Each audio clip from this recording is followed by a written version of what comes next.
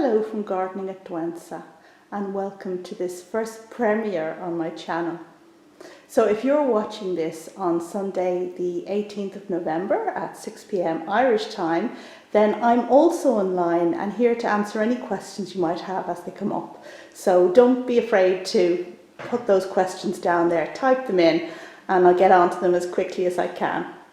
But let's go on with the video now, and this video is about the Cattleya display on my kitchen windowsill. So any Cattleyas that are in flower, I bring them along to the kitchen where I can enjoy them to the full. And just recently I've also been doing a bit of hanging of Cattleyas. So we're just going to talk through this window display. So stay with me, stay tuned, and well, fire those questions in at me as soon as they occur to you.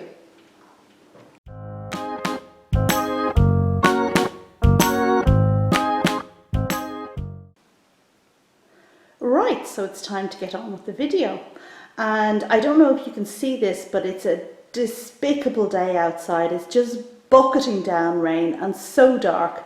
And I had hoped to make this video when I got a bit of sunshine backlighting the plants because they really look super when that happens. But you know, it happened for like 5 minutes and I recorded a bit of the video and had to abandon it. So you know, it just wasn't happening. So I've decided to go ahead anyway. And what I'm using is a satellite, that yoke there, which people have nowadays because, you know, we can't use proper electric lights. It's all money saving ones and you can't see what's happening. But anyway, it looks good for the plants and there's no tinge of purple or pink on them as you sometimes find with grow lights. Right, so I'm just going to step in a bit further, and I suppose rather than all this yapping, a pan of the plants might be something that people are interested in. And we will get on to talking about each of them individually in just a few minutes. Now, my Cattleyas are just coming into flower at this stage, so I will have more very soon, I hope, lots more, I do hope. But these are the first ones, the precocious ones that have decided to grace us with their flowers. And now I'm going to focus just for a few moments on the top rung, or upstairs as we might say, and just have a look at the plants here. And some of them, just watch out, wibble as I stand up in the chair. There we go. Some of these have been newly mounted, so you haven't seen them before. One of which is this hybrid Cattleya called Chunyeah, BLC Chunyeah number 10, which I bought at the Dresden Orchid Show. A beautiful hybrid with orangey flowers. And since I bought it, it has put on a lot of root growth, lots and lots of roots, which is always a very good sign. Now, I don't see anything happening in the way of flowers or sheaths or anything like that yet, but you know, this plant had to acclimatise and all that, so we're going to give it a bit of time and not get too het up. But it's got a good position and I'm happy that it'll do well in time. Moving to the left, we have Dimorphorchis, that amazing vanda-like plant that will produce eventually 2 colour flowers on the one plant, on the one branch, I believe, or the one stem. So that's all to look forward to, but we've a good way to go yet. Now, I don't know if you can see this, but one of the new leaves is much bigger than the others. So, well, that's good. And below we have Aerangis punctata, which flowered recently, and you saw in that video I made with Roger. It was really beautiful. It had two stems, super little thing. Just put it back there. Maybe it's getting a bit too much light where it is. Next door we have a Nepenthes. This is Rebecca Soper, I believe. And not doing terribly well. No pictures at the moment. Not going to dwell on that one at all. But if we move down below, you can see Broughtonia negrilensis. Now, this has flowered for me, last year flowered for me, and this year produced a flower spike, but I managed to blast it, which is very unfortunate. But it is putting out new growths. There's one of them. And over the other side here. So, well, I hope I'll get some spikes soon and it'll reward me. Next to it we have Epidendrum parkinsonianum, which produces fabulous flowers, but this is really a highlight plant. And I had it in the greenhouse for the summer where I managed to burn some of the leaves, that's sunburn. It's producing a load of new growths at the moment. So I hope that the extra light I gave it in the summer is going to translate into flowers for me. Really hope so. And beside that epidendrum we have a Nepenthes, and this one is a hybrid called Miranda, and I currently have just one picture which is going to open soon. So I really like the pictures on this plant, and you can see that when they emerge first they're quite closed, and as it matures then it opens. So yeah. And beside it we have Rodriguezia, leeana, and this is a fantastic plant which produces very pretty pendulous flowers and lots of roots. And this one has flowered for me this summer. This is the one with a very strange smell, a bit like sausage, but it's produced new growth since then, and there's another one over there, so I think it's doing really well. Might need a repot now in a while. And over here is a gorgeous little plant I want to tell you about. It's akin to an oncidium, but Baptistonia is the name I have for it. Truncata is the species name, and I have a flower spike there, which you can see. Now last year this produced 2 spikes and a mass of creamy flowers with brown markings that droop down. It really was gorgeous, so I'm really looking forward to that again this year. There had been another growth that broke off, but yeah, at least I have one flower spike. It's doing quite well, lots of roots. So considering I don't water my mounts every day, I think it's doing really quite well. And green tips down on these ones here. Super little thing. I wonder how it would do in a pot.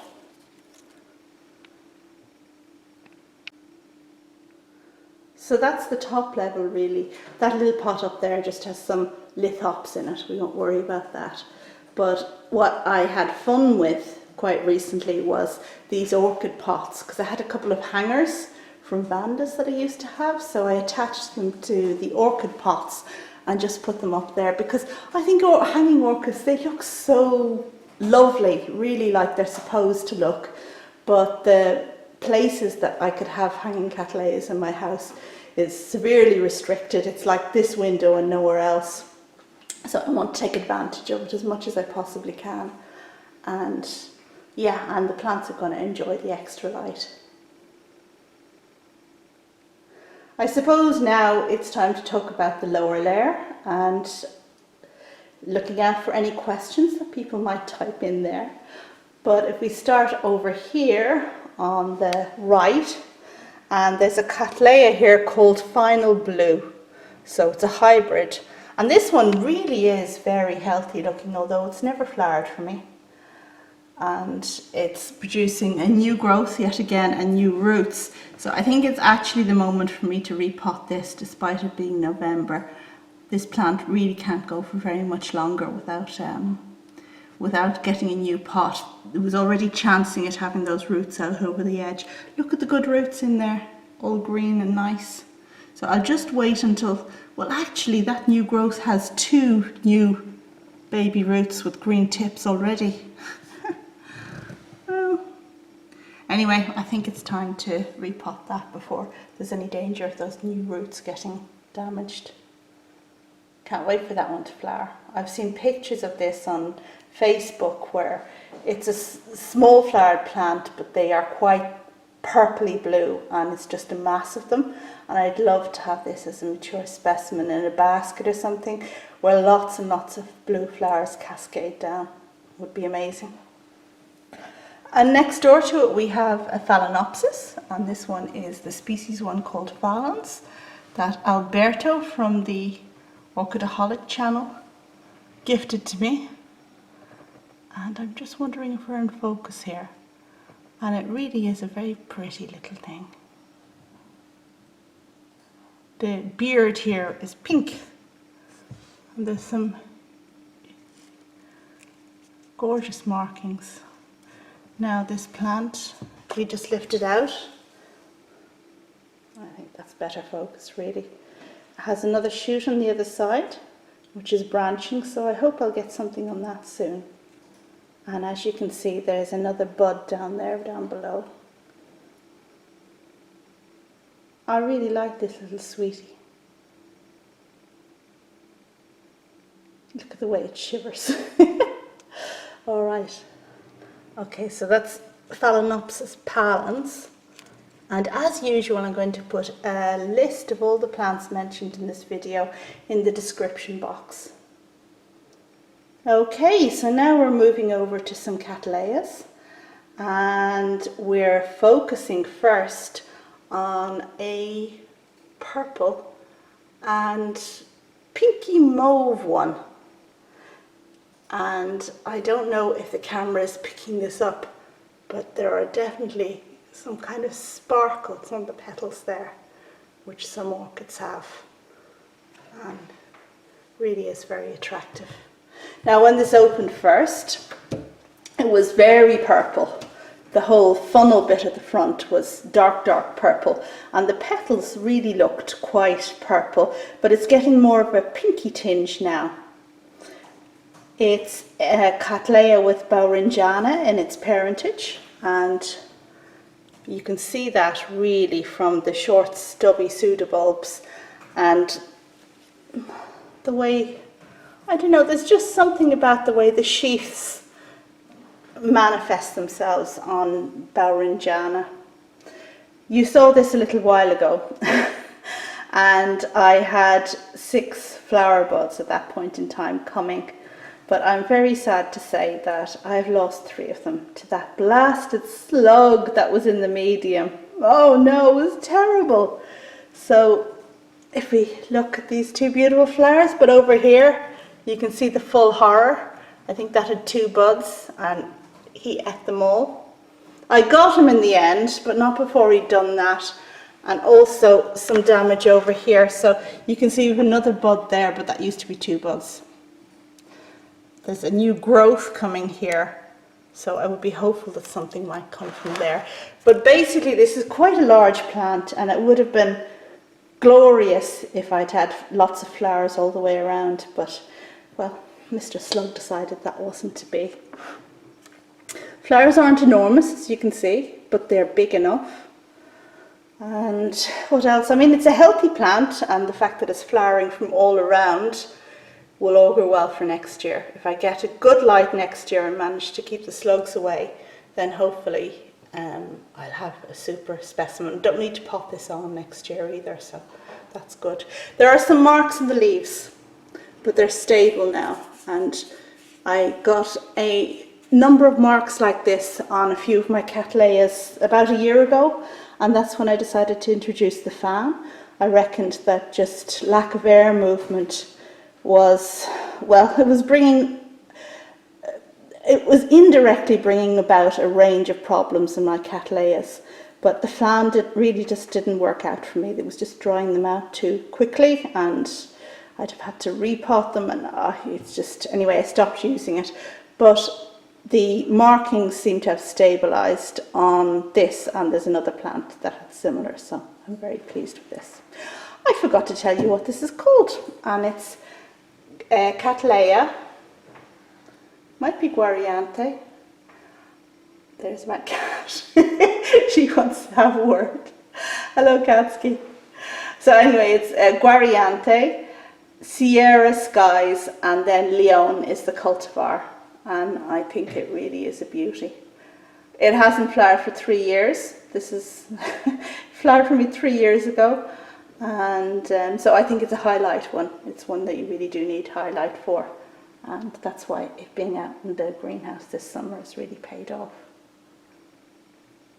Hi Katski. I think she wants to come in out of the rain. Okay, so beside her we have another Cattleya, another hybrid, and this one is a BLC, Chian C, and then CT Samuel, I believe is the cultivar name, and it really has a lovely lip. See that? The dark purple and the yellow, and I love this kind of hooked nose effort that many Cattleyas have. See its profile? I think that's really attractive. Now this one has a fantastic scent. It's very, very sweet. It's coming out more and more every day. It's floral, and I don't know, it's hard to decide what the scent is like, but if you stand back like where I'm standing now, to shoot with the camera, you can actually get the scent, so that's really good. It's very Cattleya type of scent. The one beside it, I don't get anything yet. No, but it may come out more, but I really don't get any scent. Can't remember what I decided last time round. If you want to, you can go and check out my video. Perhaps I should have done that before I started this one. Okay, so this one, very nice scent, pretty flowers, although there has been some distortion in when this, you see that this lip hasn't, something pushed it in there at some stage when it was in the bud, and here as well, which is a bit sad. Now the plant, as we had a look at earlier, is not doing great. And the pseudobulbs and the leaves slightly dehydrated. I got this one last October and never repotted it. So I hope it'll push up a strong new pseudobulb after these flowers disappear with new roots, and then I can take the opportunity to repot the plant. It would be good, be a good idea. Okay, so over here under the Epidendrum parkinsonianum that we already talked about, that has never flowered for me yet, we have my Iwanagaara Appleblossom, and she, because this one should definitely be a she, is fine and healthy. Just move her down here. And we have over here a new growth that's producing a sheath. Now this flowered for me last year. Very pretty flowers, but I didn't get much of a scent because, you know, so many people talk about the scent of the Iwanagaara Appleblossom, and I didn't get it, but I hope this year it might, because it can take some time for scents to come out. I would say second flowering, give everything a second flowering to be sure that it's not going to be scented before you decide that that's, you know, that's just what the plant does. Okay, so it's quite a large plant, I suppose, quite healthy looking for just one growth with a flower spike, but here, down here, lovely roots on this. Of course, it's potted in a clay pot, so I can't see down the end, but you know, you get an idea what the roots are like from what's on top. And certainly very firm in the pot. So this one is doing well, and I hope next time, well, soon anyway, I'll be able to show you the flowers. So moving over here, we have Dendrobium Lutin Blanc, which I featured recently. And we have a nice, do you hear that tapping? That's my cat. She's gone around to the other window. She's saying, let me in, it's raining.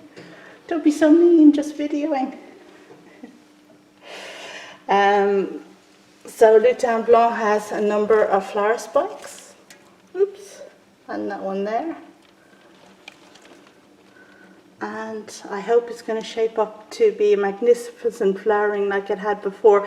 A lot of these are old and they flowered before, and I don't know if that will produce anything, but I'm not going to cut them off or anything. It does have some new growths down there, so maybe they'll produce flowers. But it's doing okay. I like it a lot. And next door to it we have, oh yeah, this is Masdevallia Bellavallia, and this flowered earlier this year, and now there's a nice new growth coming, so that's good news. So moving over here, Cattlianthe bauringiana. And Cattlianthe is very interesting. I think there's only about 3 species in the whole genus, newly invented genus. And you will recall the story of this plant when it flowered first for me last year. It was so insignificant and non-committal that I just wouldn't be bothered with it at all. But this flowering is good. It's 1 spike and 6 flowers, and they're lasting a long time, so that's really good. And let me just see. It really doesn't have a noticeable scent. Now, I just want to say that I'm not very good at picking out subtle scents, but this one, no, not very noticeable, but it's beautiful. It's very beautiful.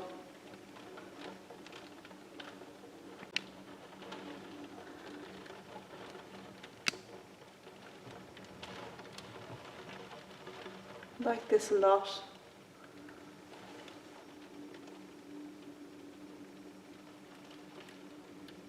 And for a quick look at the rest of the plant, you can see that there are lots of pseudobulbs. It's quite a substantial plant.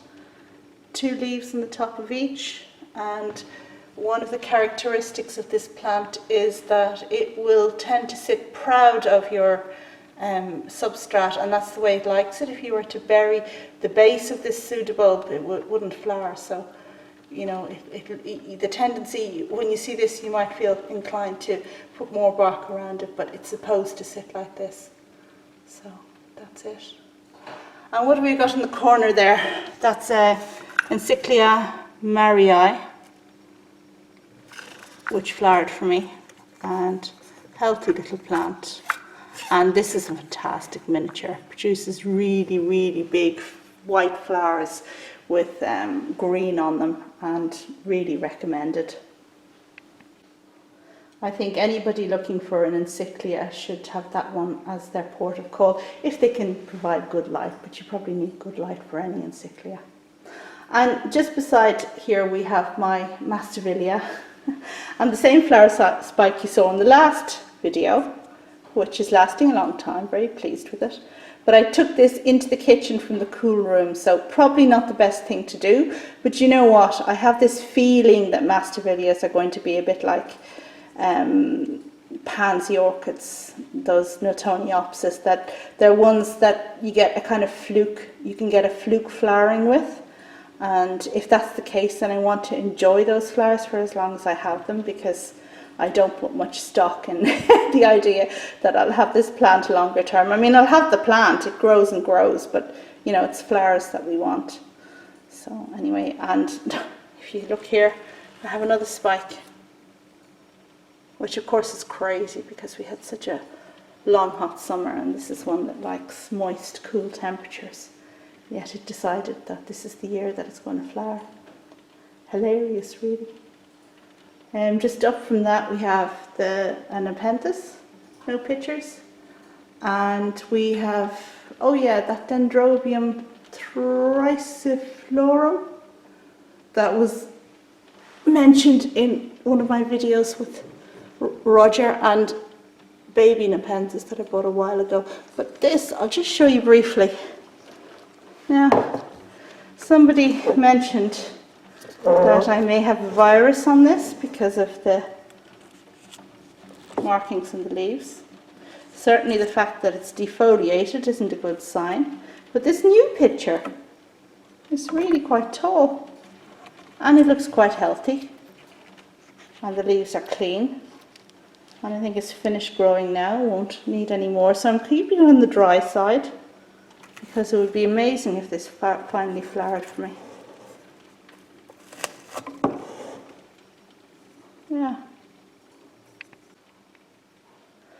Okay, and I guess I've kind of talked through all of the orchids on my window, and it's quite dark outside, as you can tell from this light, kind of lighting up the blackness behind. I hope you've enjoyed this premiere video, and I hope you've been typing in lots of questions, and if not communicating with me, then communicating with other people who type in too. It's good to try out new things, and this premiere idea that YouTube has had recently is certainly one trying out. So if you liked it, give it the thumbs up, and do put some comments down below if you think that this premiere idea is a good idea and one that it might be feasible and an idea to carry forward as part of the channel. Okay, thanks very much for watching, and well, check back for lots more gardening and planting and orchid stuff. Bye!